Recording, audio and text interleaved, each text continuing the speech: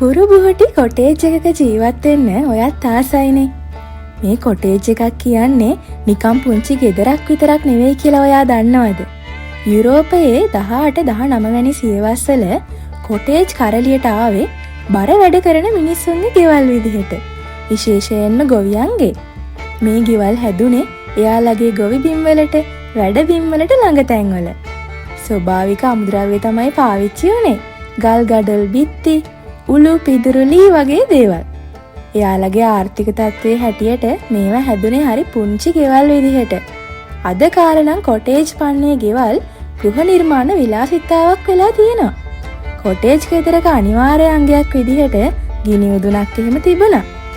කොටේජ් ජීවිතය ඇත්තටම එහෙමට පහසු නෑ. හැමෝම මහන්සි වෙලා වැඩ කරා. ඒ වුණාට ඒ ජීවන රටාව හරිම සරලයි, ස්වභාවිකයි.